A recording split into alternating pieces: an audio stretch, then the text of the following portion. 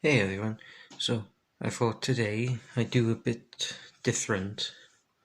So, as for my last video, my son built the Revell's Corvette. Review is already up on my YouTube and TikTok, so I won't go to that.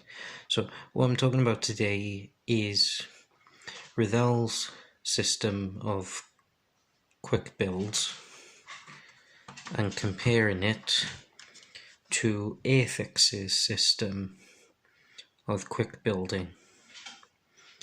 Now, don't get me wrong, both systems are good in their own rights. Now, the major difference is with Airfix, it's more like a building block system. And obviously, there is no inner details on the body, it's just purely stickers. The detail inside is good.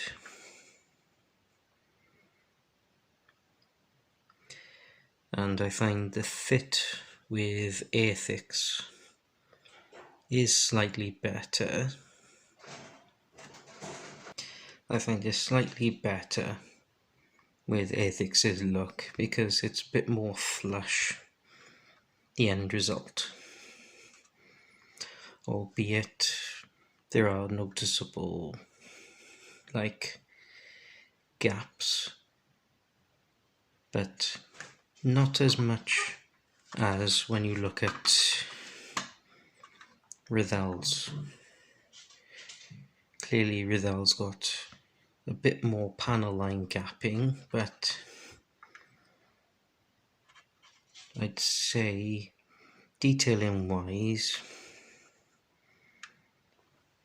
Revell is slightly better, but only just.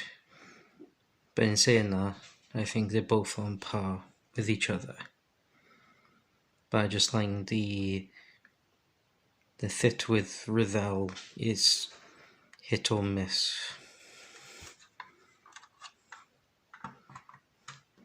Whereas at least with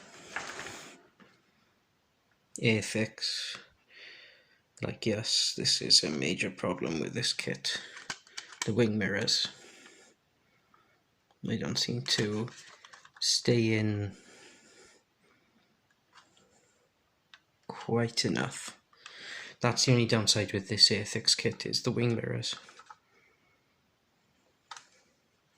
Building wise, it was much simpler because it was just following instructions like you would with building bricks and that. There is an option with this kit as well. You can display it with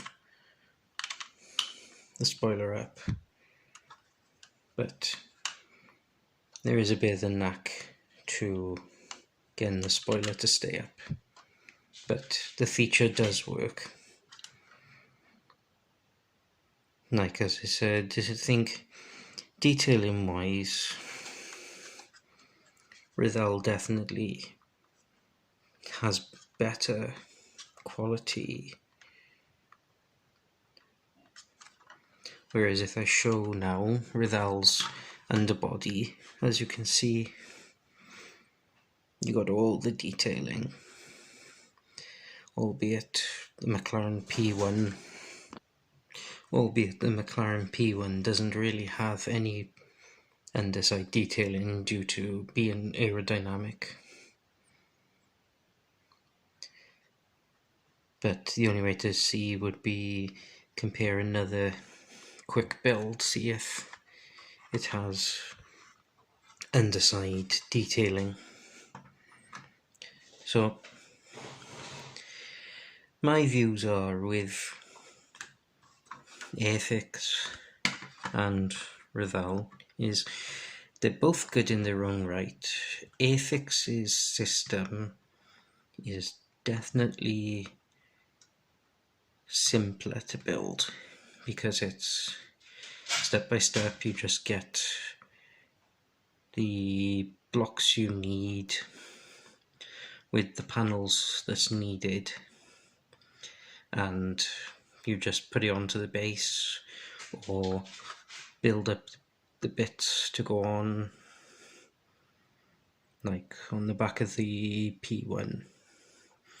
You can see these little studs where this plastic clear piece just slotted into place.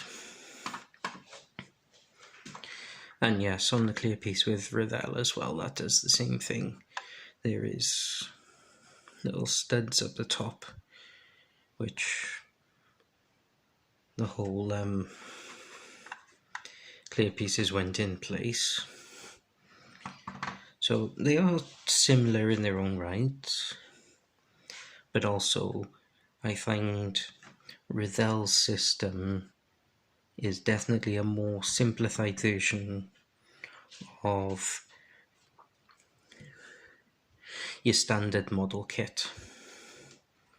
It's just more on the lines of you push it into place and away you go. No gluing needed, albeit when I reviewed the Revell's B25 it did need some gluing, which was a shame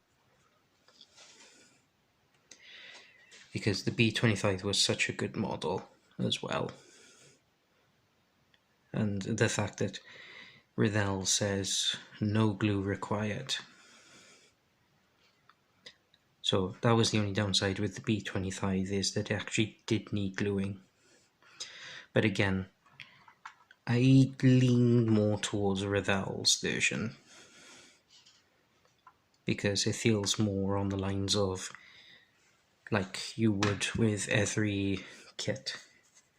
It feels more like a usual kit rather than Airfix's. Well, you've got building blocks and you push them together, but then it is aimed at younger kids to get them into the hobby, which is fine, especially if your child or anybody that's into building blocks will enjoy Airfix too. But my view is I lean more towards Revell's system, but then that might also be due to Revell at the moment has got a little bit more variety, and there will be a nice one coming out in May, and that's the SR71 Blackbird in quick build. And I will probably be getting that, as my son no doubts will want to build the SR71 as well, as I've been eyeing up the SR71 myself, but in the ordinary models, not the quick build systems. So leave a comment on what you think. Which would you go for? Airfix's building block type or Revell's model versions where it's just simplified? Thank you for watching. Goodbye.